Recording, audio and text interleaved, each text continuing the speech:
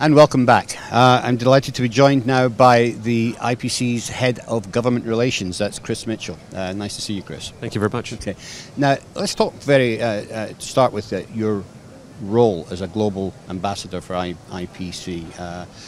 IPC's been very active, of course, in Washington for many years, but now you've opened an office in Brussels. Yep. You're working with the European Union.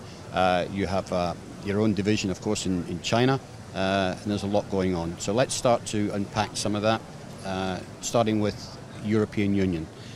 What are your goals interacting with the European Union? Well, as you mentioned, we opened an office in Brussels last year. We have a senior director that is our chief advocate for the industry there. Mm-hmm. And we really have three priorities right now in Europe. The first is environmental regulation, ROS and REACH, obviously a big issue for our members globally, because these laws really do have global impact. Absolutely. And so we're working to help shape the contours of those regulations and make sure that the industry is well represented. Secondly, workforce. Mm-hmm. Workforce, again, a big issue in the United States as well as in Europe. Yes. And in fact, next month, we are getting ready to launch an initiative there in which we are looking to, in which we're going to commit to providing workforce training opportunities for 500,000 Europeans over the next 5 years.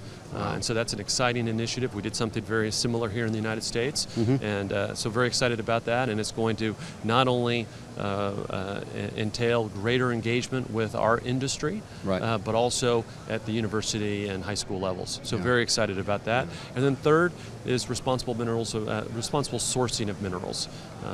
This is in the United States. We've referred to this as conflict minerals. Right.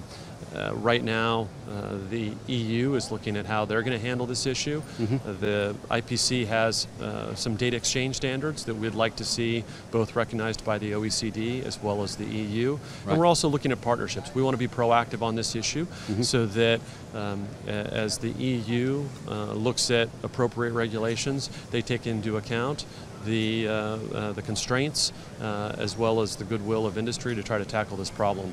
In the United States, we were very much on the reactive, in part because the regulations really came out of nowhere.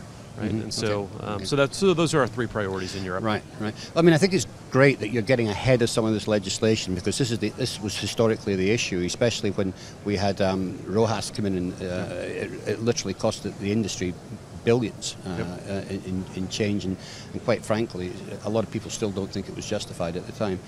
So it's great that we have a trade body there that is actually representing our requirements and getting ahead of the legislation and maybe talking some sense into these politicians. Of course, you're absolutely right. The talent sourcing issue in the United States and Europe is a massive issue, and it's really laudable to know that you're doing something about that as well. The big global issue, of course, that's on everybody's lips at the moment is the trade negotiations between the United States and China. What is the IPC view on this situation? Well, IPC is all about growing the supply chain globally. Right. And trade, tariffs, I should say trade is critical to that. Right. So tariffs and other trade barriers are problematic from our perspective. And trade barriers can come in many different forms. They can come in the form of tariffs. They can come in the form of discriminatory trade treatment, mm-hmm. unfair trade practices. Mm-hmm. And so we want to work with governments globally to try to address these trade issues. Mm-hmm. In the case of the current trade dispute between the United States and China, we have encouraged both parties to negotiate. It'd be great to see a bilateral trade agreement between the two countries. Yeah. That may not be a near-term option, but that's the direction we'd like to see things move.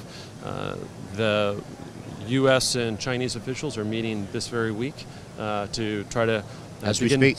Exactly. Yep. To try to work out some of these issues. I don't think that we have a lot of optimism that we're going to see long-term significant breakthroughs over the next few weeks. On the other hand, we are hopeful that we'll find a pathway for mm-hmm. future and ongoing negotiations, so mm-hmm. that we can begin to address these trade issues, and ideally seek some relief for all of these companies that mm-hmm. Many of whom have been harmed by the tariffs. Let's talk about some of the ramifications of this. I mean, as I said off camera, even before the tariffs came in, there was some evidence of some manufacturing moving out of China because of the higher labor rates, going to places like Vietnam and Indonesia. But one of the effects of the tariffs seems to be driving some business to Mexico. Now, Mexico obviously has more trade agreements, I think, than any other country in the world, free trade agreements. So it makes sense for manufacturers to bring a lot of the components from China for assembly in Mexico, and then pay just one tariff when they bring it across the border to the United States. Are you seeing evidence of this? We definitely are. I mean, I think we're seeing the same trends you are. I just have to make 2 points. Number one, businesses are going to make business decisions, right? And in the response to these tariffs, we have seen companies that have decided that in order to avoid these tariffs, they are going to need to shift their supply chains. And in many cases, that means taking work that is being done here in the United States to Mexico, where the substantial transformation takes place, and then the goods are imported into the United States without the imposition of these additional tariffs on China. And so we definitely see that taking place. To your point, I think we also see renewed interest or greater interest in Mexico as a source for manufacturing and some of this assembly work. Our view is that the North American marketplace is really critical to U.S. manufacturing. Right. And there has been a very concerted discussion here in the United States about how we really revitalize U.S. manufacturing. And I think our trading partners, Canada and Mexico, are really critical to that effort. So this year we're really focused on making sure that the U.S.-Mexico-Canada agreement passes Congress. And again, what more can we do here in the United States and in Mexico and Canada to make sure that we bring greater integration between our countries, so that we can really capitalize on these global trade opportunities. Right.